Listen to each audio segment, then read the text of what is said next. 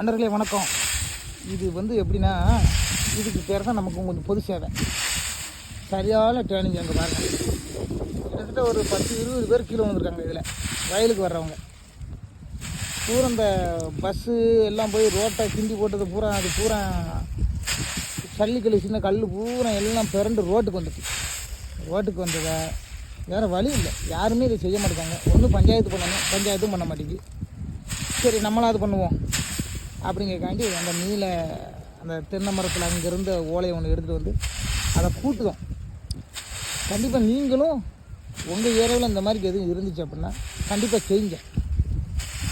இது ஒரு அவேர்னஸ் வீடியோவாக போடுறோம். அதனால் நீங்களும் கொஞ்சம் உதவி செஞ்சால் தான் நம்ம நாடு நல்லாயிருக்கும்.